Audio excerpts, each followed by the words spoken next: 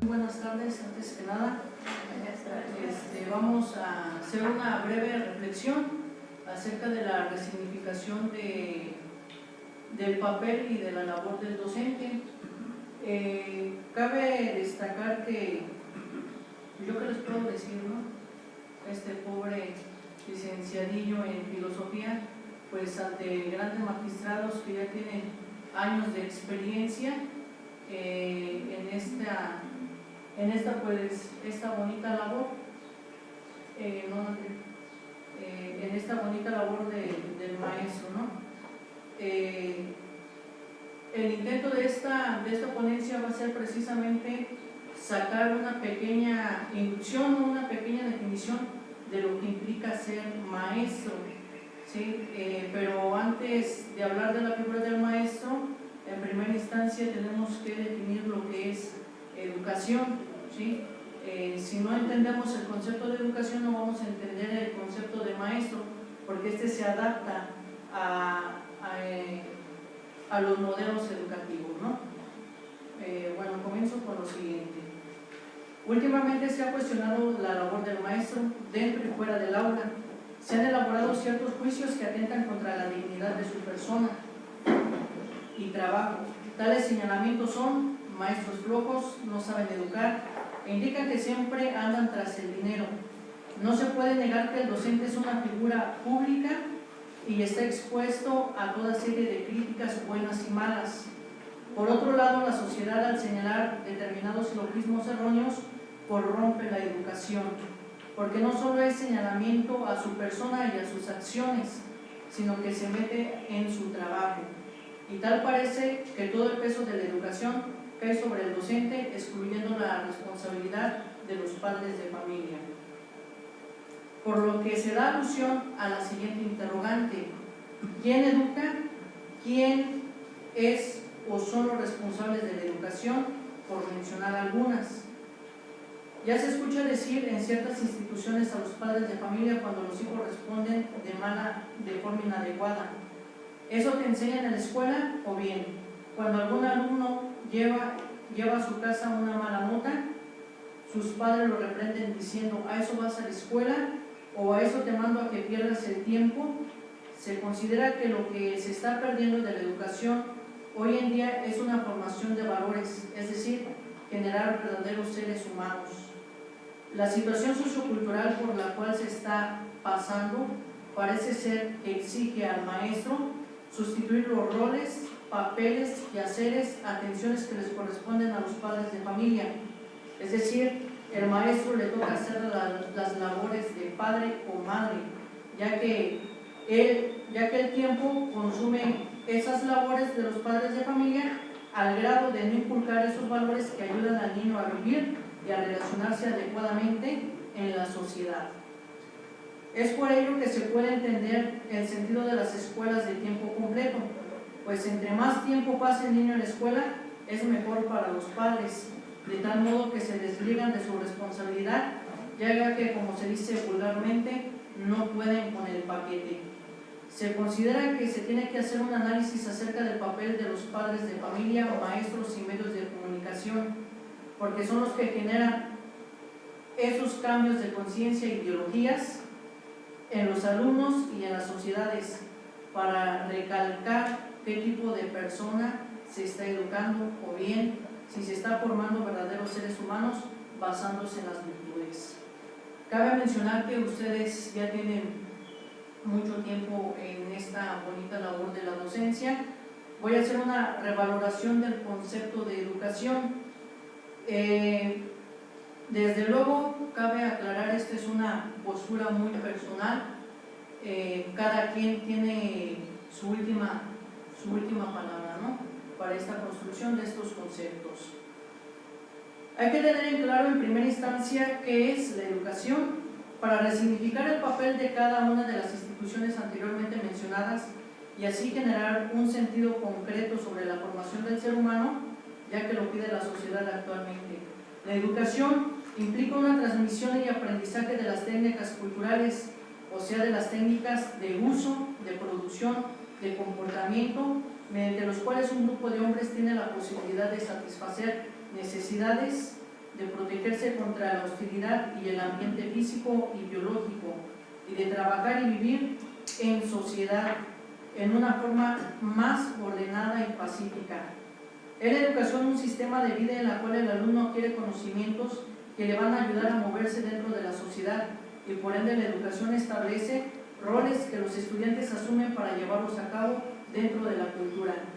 En la escuela se aprenden esas técnicas para que el hombre pueda sobrevivir en la sociedad, ya que ella marca las pautas y los nuevos valores e ideologías que los sujetos tienen que asumir para responder a las exigencias de la misma.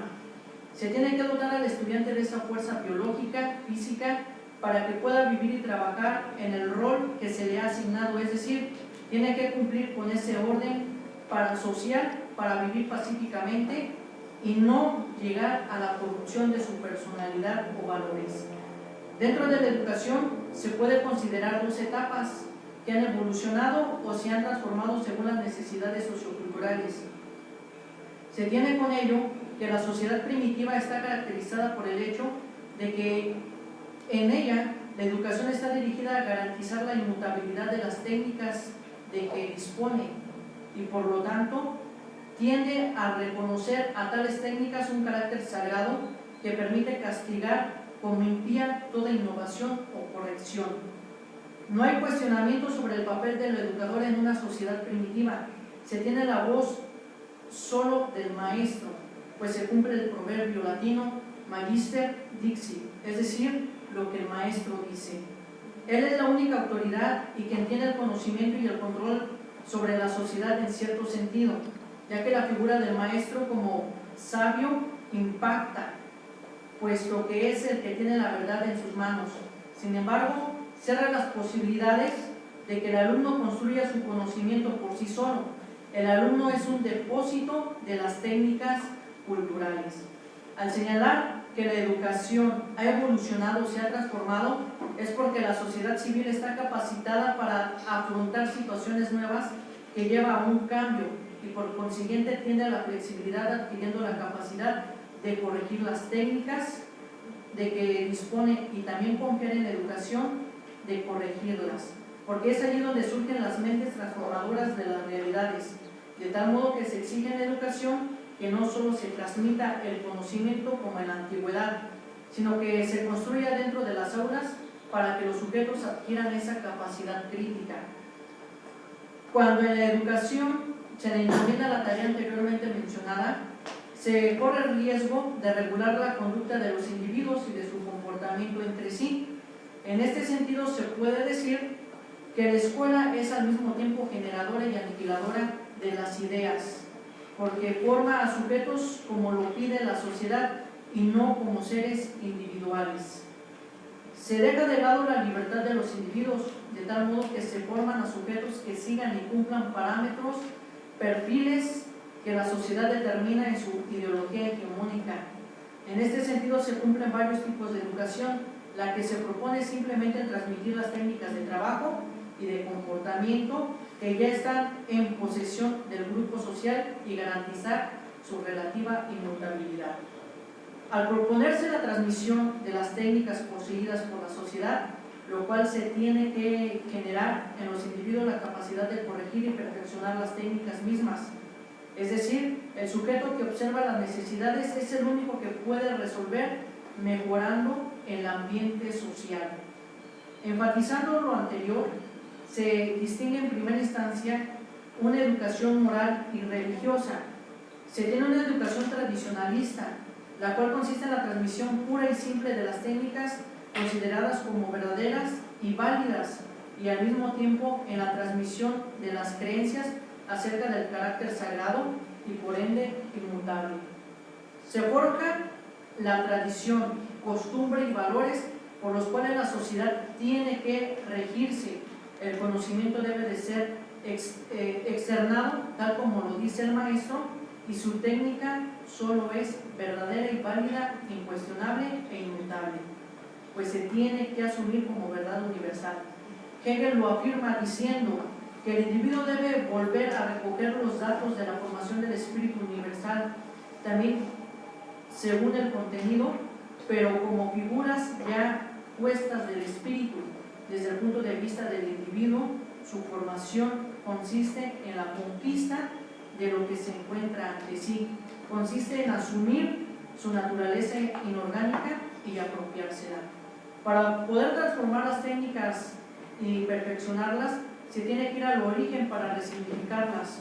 Solo así se puede cambiar de aires y rumbos en la sociedad para que tenga la capacidad de perfeccionar el mundo civil, rescatando sus tradiciones y costumbres con nuevos sentidos.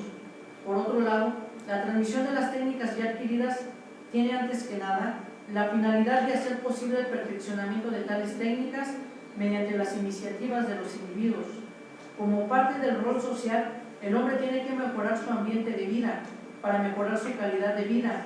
Sin embargo, cuando es mera transmisión de conocimientos, se puede correr el riesgo de educar a hombres robots, es decir, que repiten y siguen los patrones que la sociedad lleva cargando por un largo tiempo, de tal manera que todas las acciones se hacen costumbres y tradiciones que el individuo tiene que asumir.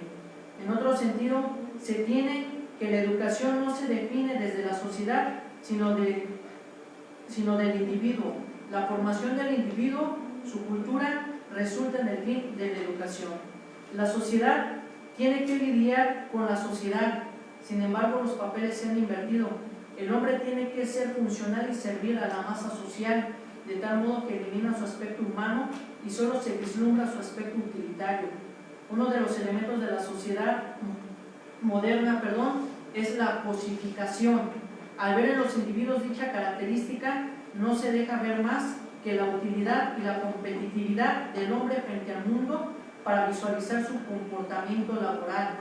Lo que se tiene que tomar en cuenta es que la educación es definida como la formación del hombre, la maduración del individuo a lo largo de su forma perfecta o completa.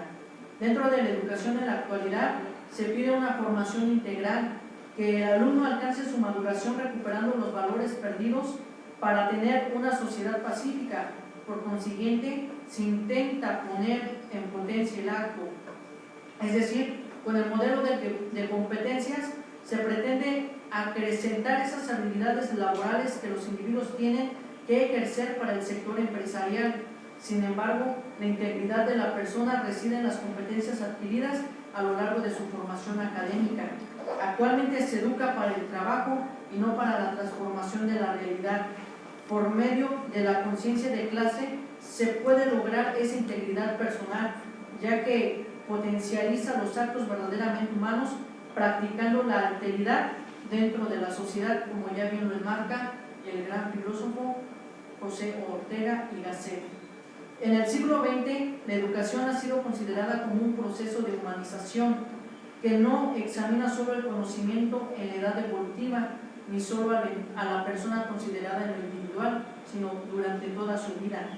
Al parecer, en las escuelas y sobre todo en los bachilleratos, se quiere subsidiar esta situación manteniendo en la carga curricular materias como ética y valores, formación valoral, historia, filosofía lógica, entre otras, con la finalidad de hacer reflexionar a los estudiantes para que puedan socializarse en la sociedad y puedan afrontar problemáticas existenciales que se les presenten a lo largo de su vida. La funcionalidad de la educación actual es ser maduros para el trabajo, pero ¿qué pasa con el otro aspecto sentimental, emocional que tienen los sujetos? Parece ser que se deja de lado y no se toma en cuenta, ya que por emociones y sensibilidades puede crear la educación hombres con limitaciones para el trabajo. Sin embargo, la cuestión es cómo formar verdaderos seres humanos. Por ende, la educación moderna tiene que ser reorientada, sobre todo volver a resignificar los conceptos de enseñanza y ser, enseñar y aprender para obtener verdaderos seres humanos. Se tiene que educar para alcanzar la formación de seres humanos en una democracia donde se escuche la voz del pueblo para formar esa conciencia de clase y poder cambiar la hegemonía. de tal manera que todos puedan tener un acceso a la educación humanista acorde en la realidad en que se vive. Por tanto, la educación se configura en esencia como un proceso de remoción de los obstáculos que impiden el desarrollo y de promoción de la potencialidad que son inertes a cualquier persona. En este sentido es como nacen las escuelas de calidad. Bien, como nuestro segundo apartado, pues vamos a analizar las escuelas de calidad. En la actualidad no se educa para humanizar, ya hemos mencionado, sino para formar gente de calidad en cuanto a la producción empresarial, adaptándonos para obtener una sociedad de obreros con pocos especialistas, y ya lo refiere bien Luis González. La educación intenta replicar para las escuelas los eslóganes que lo han realizado en las empresas por los autores como Deming, Crosby y Curran, entre otros, sin pensar que la finalidad de ambas instituciones no es la misma, ya que las empresas, al hablar de calidad, se refieren a la manufactura de bienes de producción y prestación de servicios al cliente. La analogía no puede ir más allá del concepto en el campo de lo educativo. Lo que se manufactura no es un objeto inanimado que se puede manipular, ni un objeto de consumo. La educación trabaja con el ser humano con potencialidad de crecer en lo académico, lo personal y la capacidad para optar y tomar decisiones. La educación no puede tener como meta la satisfacción de clientes individuales que consumen los productos, como lo plantea la teoría de la calidad para una empresa, ya que en la educación no se puede hablar de clientes individuales satisfechos. En lo educativo, el cliente es la sociedad que aspira a ser justa, equitativa y democrática. Como ya es sabido, el rumbo de la educación debe dar un giro y tomar nuevos aires en los cuales los alumnos sean educados como ser íntegros, al igual que sus maestros, es decir, que se preocupe por la construcción de su conocimiento con la finalidad de hacer conscientes a sus estudiantes para que generen la capacidad de transformar sus realidades. En este sentido, la función de la escuela no es neutra, sino que por el contrario, los objetivos que se le asignan y la orientación que se sigue dependen directa o indirectamente del tipo de sociedad en la que se encuentra. La escuela debe de responder a las necesidades socioculturales, es decir, buscar el progreso de la población interna y no responder al beneficio en algunos cuantos agremiados de clase empresarial, haciendo de los sujetos meros objetos de fuerza de producción, motivándolos con objetos insignificantes. Es por ello que el nacimiento de la escuela actual puede ser ubicado a mediados del siglo XIX y su creación obedeció a la necesidad de un sistema capitalista y más concretamente a una necesidad de la industria empujante desarrollo. Por lo tanto, hoy en día se vive este magno acontecimiento en el cual los alumnos al terminar su bachillerato deben certificarse para poder ingresar al departamento laboral, por si no se quiere seguir estudiando, y los que deciden continuar de igual manera lo tienen que hacer, ya que de lo contrario no será un alumno de calidad que impulse el desarrollo tecnológico. Como ejemplo de lo anterior, se puede encontrar en la educación inicial, en la cual se pone mayor énfasis en la alfabetización, es decir, lo que más preocupa al Estado es que el hombre sepa leer y escribir, porque cumplen con la siguiente finalidad. Una de las tareas principales que se le atribuyó a la escuela capitalista fue la alfabetización, efectos de que egresados estuviesen en capacidad de comprender indicadores sencillas, no para que pudiesen reflexionar sobre las mismas. Desde esta vertiente se puede verificar qué es lo que viene en los libros de texto, meras lecturas con indicadores que los alumnos tienen que seguir para realizar su actividad.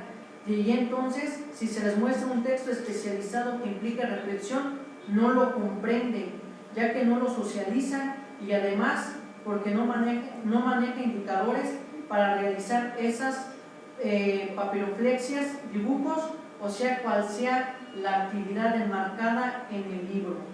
Cabe analizar en este sentido el papel del docente como lector, es decir, ¿qué lee el maestro? O bien, ¿leen los maestros? Porque la lectura implica una construcción del conocimiento que induce a la transformación de la realidad. Por otro lado, se escucha que el chiste es que lean, pero la cuestión es qué tipo de lectura se les deja leer a los alumnos. Muchos dicen que no leen, y no leen por dos razones.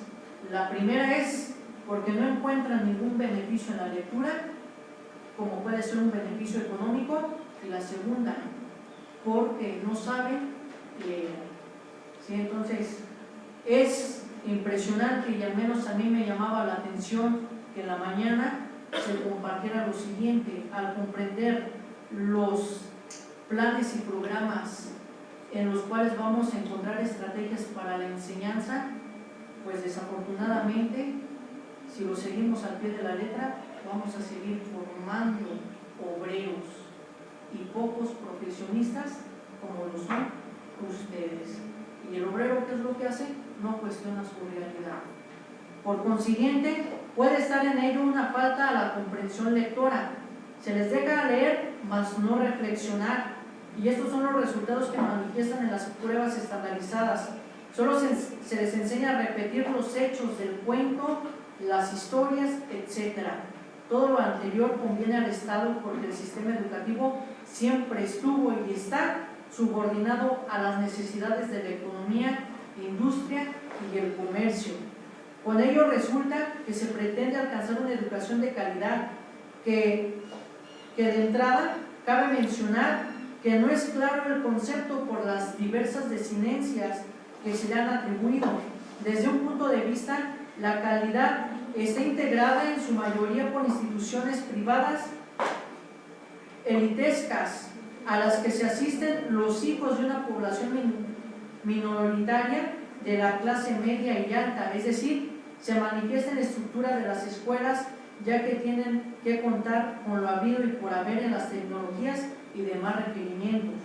Por otro lado, la calidad de la educación no se logra únicamente con el establecimiento de políticas, aplicación de instrumentos o el incremento del financiamiento, sino a través de una formación docente que proporcione a estos actores las herramientas necesarias para afrontar los nuevos retos que presenta la educación y la sociedad, y que les permita participar activamente en acciones conducentes al alcance de la calidad, porque se pretende el cumplimiento según lo planteado por el Plan Nacional de Educación 2001-2006, que se presenta la educación superior como lo siguiente: se presenta como la impulsadora del desarrollo social, de la democracia, de la convivencia multicultural y del desarrollo sustentable del país. Proporcionará a los mexicanos elementos para su desarrollo integral, formará científicos, humanistas y profesionales cultos en todas las áreas del saber, portadores de conocimientos de vanguardia y comprometidos con las necesidades del país. Me quise centrar en la educación media superior porque al menos considero que se da esa educación integral donde ya los muchachos a lo largo del kinder, primaria, secundaria ya han desarrollado esas habilidades no innatas, sino más bien esas habilidades impuestas en los planes y programas y que el Estado dicta de qué manera se tiene que seguir. Entonces, al llegar al bachillerato, al nivel de media superior, pues se tiene que potencializar esas habilidades laborales que el niño ya va desarrollando, ¿no? Y esta calidad en la educación se da por tres aspectos. La primera, que tiene que ver con la equidad.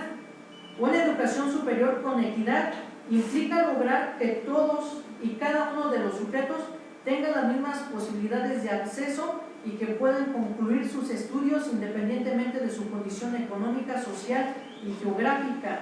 La educación con equidad implica el análisis de la diversidad y las características de los sujetos que acceden a las instituciones escolares y el reconocimiento de las necesidades que hay que cubrir. Y para alcanzar la equidad en la educación superior es indispensable analizar la situación de cada institución educativa, las características de los sectores sociales que acceden, así como las necesidades que exige una realidad globalizada. Cosa contraria sucede a nuestra realidad. A lo mejor tenemos el artículo 3, en el cual se manifiesta que la educación es laica y gratuita. Y pues desafortunadamente pues aquí en México pues no es gratuita, ¿no? Siempre se paga una ficha en las escuelas públicas, algo simbólico, pero ¿qué sucede con las escuelas privadas? En el cual triplican su cuota de inscripción o su mensualidad, ¿no? Esto yo lo veo como lo siguiente: el Estado está a favor de la educación, pero al mismo tiempo frena la educación por los altos costos que se manejan. ¿Tiene proyectos de becas? Sí, pero de esos recursos, ¿cuántos son beneficiados por las becas que dan? Y ahora, las personas que son beneficiadas por las becas, ¿en verdad invierten en su educación o malgastan su dinero en otras cosas que no tienen objetividad con la intención de que se les brinde el apoyo, ¿no? Y algo que yo veo también en esta educación de calidad es que genera la desigualdad, ¿sí? La desigualdad de clase, y esto se ve desde las instituciones, ¿no? ¿En cuál estudiaste? Pues en UCEM, ¿no? Pues la UCEM, pues no, ni siquiera la pega, ¿no? ¿En cuál estudiaste? En la UPN, no, pues sí, sí tiene prestigio, ¿no? ¿Qué secundaria vienes? No, pues vengo de la 27, vengo de la 47, no, pues ya vienes de retrasado, ¿no? ¿Tú de cuál vienes? No, pues yo estudié en el ITES, no, sí, tú pásale, ¿no? Tú tienes más oportunidad, ¿no? Y como estas desigualdades se presentan en la sociedad, ¿no? Gente con prestigio o que ha estudiado en escuelas de prestigio, pues rápido va a encontrar trabajo sin importar si saben o no saben, si conocen o no conocen de su nuevo trabajo, ¿no? El segundo elemento, pues, que busca la calidad es la eficacia. Una educación superior eficaz tiene que ver con diversos indicadores, cobertura, ya que logra absorber el mayor número de destinatarios correspondientes a nivel educativo, permanencia en la medida que conserva a los estudiantes en las aulas, proporcionando un aprendizaje real y significativo en estos, que se les permita desarrollarse en la sociedad, tanto en el presente como en el futuro. Finalmente implica el indicador eficacia terminal, que corresponde a que los alumnos concluyan el nivel escolar en los tiempos establecidos. Para ello, alcanzado los objetos planteados. La educación superior del siglo XXI enfatizó la necesidad de ampliar la cobertura en educación superior, planteando para el año 2006 alcanzar una matrícula cercana a 3 millones de estudiantes, lo cual implica una cobertura del 30%. Como es de imaginarse, la atención no solo es insuficiente, sino que además la meta propuesta no se ha alcanzado, al tener matriculados en el periodo 2005-2006 un total de 2.446.727 alumnos, lo que implica una cobertura de solo el 24%. No obstante los esfuerzos que se han realizado en las instituciones públicas de educación superior por ampliar su matrícula, de primer ingreso, así como el gran impulso que se le ha dado a las instituciones de carácter privado.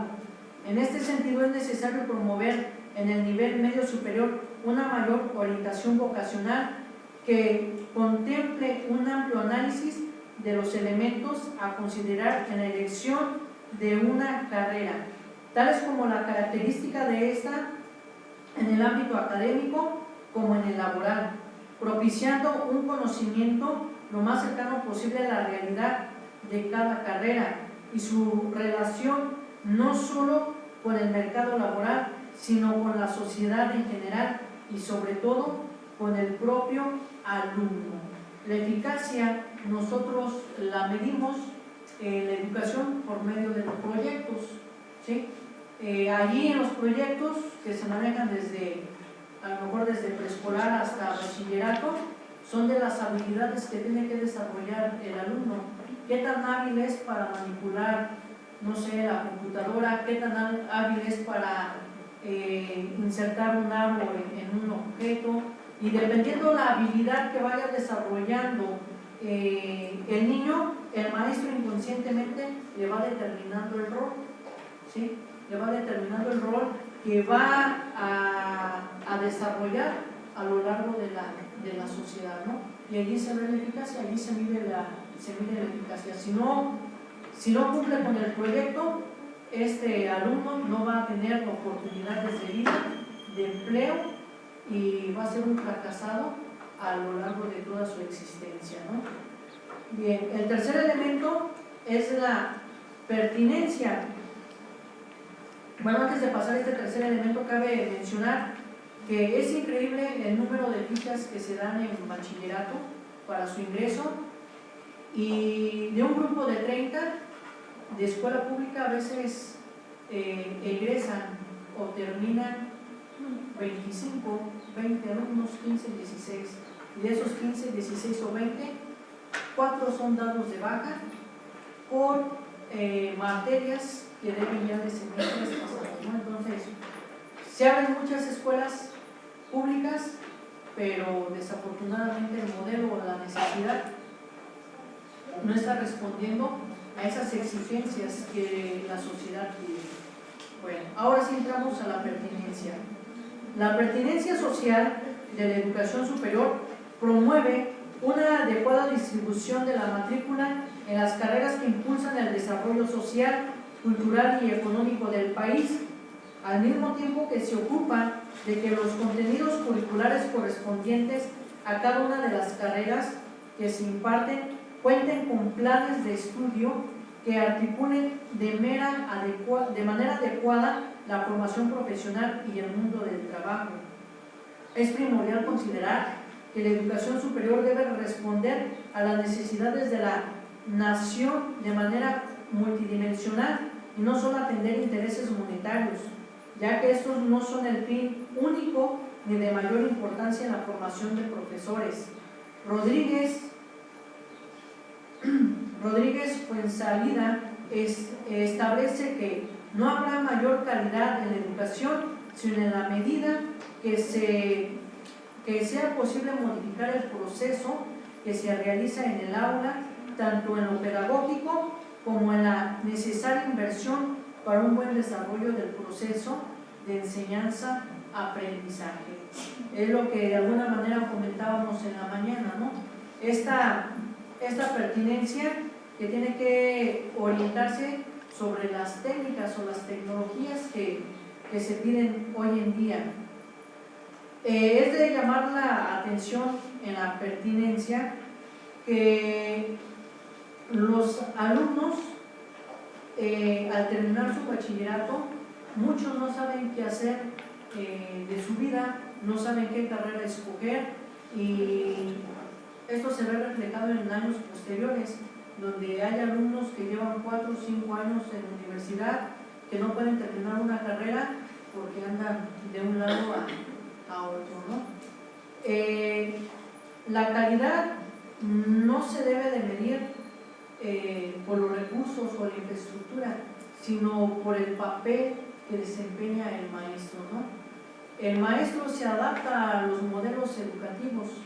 Si el maestro a veces no se le toma en cuenta para hacer eficaz precisamente el aprendizaje. ¿Se hace eficaz el aprendizaje? Sí, pero el que está determinado y delimitado en los planes y programas que de alguna manera diseña el Estado para responder a esas necesidades económicas, políticas, empresariales que determinan, ¿no? En este sentido, pues vamos a iniciar con nuestro tercer y último apartado sobre el ser del maestro, ¿sí? ¿Qué es el maestro? Yo qué les puedo decir, ¿no? Les decía al inicio, este simple licenciadillo en filosofía, que apenas es un iniciado en esta carrera magistral. ¿Qué es el ser un maestro? ¿Qué implica el ser maestro? Cuando estaba preparando esta ponencia me encontré en uno de los artículos que la carrera magisterial se compara con la carrera del sacerdocio, ¿sí? La carrera del sacerdocio nace por un llamado de Dios, ¿sí? Aquí, ¿cuál es el llamado del maestro? El llamado del maestro debe de ser en primera instancia, según mi muy humilde y precario conocimiento, la transformación de las realidades sociales, el romper estructuras, paradigmas y mitos con los cuales la sociedad ha crecido imitando esos modelos ya establecidos en la sociedad y que nosotros desafortunadamente se están repitiendo, ¿sí? Se repiten, y esto lo vemos, ¿no?, con los chiquillos. Yo quiero ser como tal jugador, yo quiero ser como tal actriz, yo quiero ser como tal persona. Hay que enseñar, o el ser del maestro debe de tener esa independencia y esa autonomía, ¿sí? El ser del maestro es un llamado, es una vocación para muchos que desafortunadamente, no digo que ustedes lo sean, desafortunadamente hay casos que son maestros porque heredan la plaza, son maestros por el incentivo económico, ¿sí? Son maestros porque tengo vacaciones y me pagan, ¿sí? Soy maestro porque hago que trabajo y no trabajo y de todos modos me pagan, ¿sí? Desafortunadamente se ve la labor del maestro como ya un negocio o como una pequeña empresa, lo cual no debería de ser. Y yo creo que este tipo de maestros no son ustedes. ¿Por qué no son ustedes? Porque ustedes están aquí estudiando una maestría con la intención y la finalidad de transformar su realidad social o su realidad docente que se manifiesta en las aulas.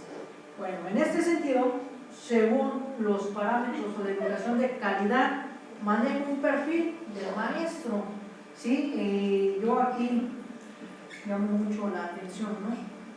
¿Cómo es posible que la calidad del maestro se evalúe por una prueba estandarizada, ¿sí?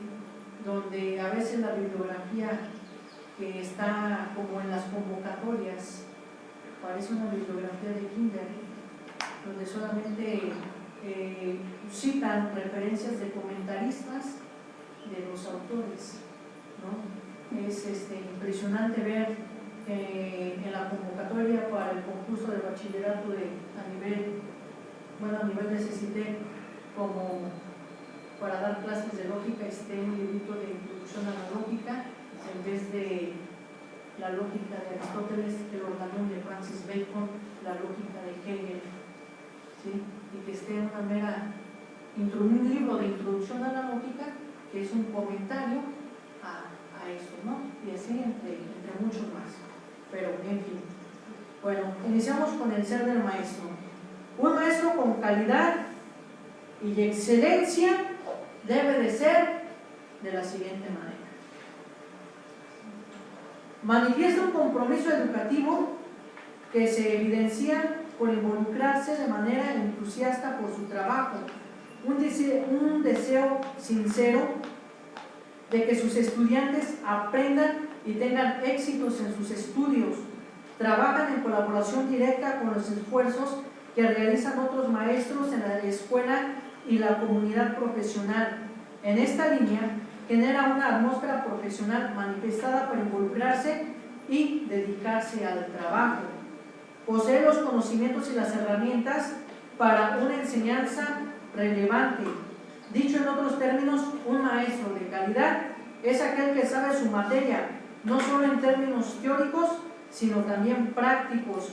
Un maestro es capaz de aprender, enseñar y desarrollar conceptos específicos, habilidades e información relevante y actualizada a sus estudiantes, de modo tal que estos aprendan a aprender. Aprecia a sus estudiantes aun cuando estos no se lo manifiestan, con el fin de crear una verdadera motivación y actitud positiva hacia el aprendizaje por parte de estos. Este aprecio se manifiesta por medio de la paciencia, la perseverancia en su labor docente, apoyo para construir la autoestima, la autoconfianza y autovaloración en sus alumnos. Otra forma de manifestación de aprecio por los estudiantes es a través de las actitudes de acogida y empatía. Es un ejemplo de conducta moral, no solo en el desarrollo intelectual de sus estudiantes, sino también en el desarrollo del carácter ético. Para lograr esto es preciso que el maestro sea ejemplo para los alumnos y posea una conciencia social desde la perspectiva de que la escuela tiene una función social que debe preocuparse por los problemas de socialización de género, de los asuntos relacionados con la conducta como producto de socialización, de la necesidad de crear una auténtica estructura democrática en las aulas que favorezcan su vivencia, de un análisis de los hallazgos científicos que considere las creencias políticas e ideológicas de quienes la producen. Es capaz de manejar a los grupos eficazmente, aunado y canalizando el interjuego de interacciones entre las personalidades individuales de 20 a 40 alumnos en el salón de clase, lo que genera una secuencia de eventos impredecibles. Esta actividad significa esa gran parte, el arte del ser maestro. Incorpora nuevas tecnologías en la enseñanza, domina múltiples modelos de enseñanza. Un buen maestro no solo cuenta con una variedad de técnicas y tácticas para enseñar conceptos, habilidades e información específica, sino que también ha desarrollado una comprensión teórica y práctica de los diferentes modelos pedagógicos o filosofías educativas. El maestro de calidad es capaz de realizar ajustes e improvisar en su labor docente, ya que es consciente de los modelos y filosofías deben instrumentarse de acuerdo a su entorno cambiante. Este estar consciente se manifiesta en su capacidad para adaptar su conciencia de acuerdo a las necesidades de los estudiantes, las exigencias del sistema educativo y social y los cuestionamientos. El maestro de calidad conoce a sus estudiantes no como un grupo, sino individualmente. Adecúa sus modelos de enseñanza a sus características, es decir, utiliza aquellos centrados en la persona. Intercambia ideas con otros maestros. No es posible ser un buen maestro sin conversar con los demás maestros. Un maestro que manifiesta la calidad de su labor docente es aquel que reflexiona sobre su quehacer diario en el aula, lo que denominamos recuperación de la práctica mediante un proceso de acción-reflexión. Un maestro que manifiesta un alto nivel de calidad es aquel que, con base en la reflexión y recuperación de su práctica y a los intercambios y trabajos en equipo con los demás maestros, aporta avances a la educación y a la profesión docente. Un maestro es aquel que investiga, que interviene directamente en la reestructuración del currículum, estableciendo a través de lo que recupera por medio de su práctica. Un maestro es codiseñador del currículum. Un maestro de calidad contribuye en general a la sociedad cuando incluye en sus preocupaciones lo social y diseña su enseñanza de modo tal que sus estudiantes se enfrentan con problemas y conflictos sociales y se comprometen en la búsqueda participativa de soluciones a los mismos. En torno a la formación de profesores, buscan que éste sea capaz de cumplir cabalmente sus funciones académicas y aulísticas, lo cual implica solo visualizar una parte del trabajo docente y ofrecer una formación limitada, ya que los profesores son también actores sociales. En este sentido, los cursos de formación no solo necesitan capacitar al docente para sus funciones primordiales, sino promover el conocimiento profundo de la realidad social y educativa con el fin de conformarse de elementos que le permitan enfrentar los nuevos retos que plantea el mundo, que se transforma aceleradamente, y los problemas que actualmente presenta la educación superior, y no solamente la educación superior, sino también la educación básica y la educación también media superior. Dado que hoy en día se cuestiona su calidad, pertinencia y su contribución con el desarrollo social, un docente consciente y comprometido con su papel social es uno de los elementos que le permitirá reforzar la pertinencia de la educación superior, ya que si bien se ha buscado que esta contribuya en mayor medida con el desarrollo productivo y económico del país, es necesario formar en todas las áreas profesionales críticos, reflexivos, innovadores, transformadores, gente consciente y comprometida con su ser y hacer, no solo profesional, sino también humano y social. En pocas palabras, un maestro debe de ser un lector, debe de ser un intelectual, que no solamente siga lo que esos manuales de enseñanza delimitan y que se dan en cada inicio de curso, sino que a través de ello, del ordinario, saque algo extraordinario, ¿sí? El maestro tiene poder de lenguaje, el maestro tiene poder de convencimiento, el maestro tiene poder para impulsar a sus estudiantes o también para echarlos a la boca. Por eso es importante el reflexionar, ustedes que están frente a grupo, cuál es mi ser del maestro. Y con esto terminamos. De antemano, pues muchas gracias por su atención, sugerencias y demás. Ahí nos pueden encontrar, correo electrónico jorge-bandis@hotmail.com, o nos pueden seguir por nuestra página de Facebook, Filosofía y Educación Alimento para el Intelecto, en nuestro muy humilde canal de YouTube, Jorge Gasca, entre paréntesis, Filosofía y Educación Alimento para el Intelecto. De mi parte sería todo y ojalá que esto les haya servido. Gracias por su atención.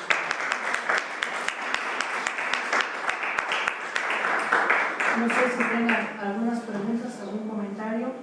Ustedes tienen, al final de cuentas, la última palabra, ¿no?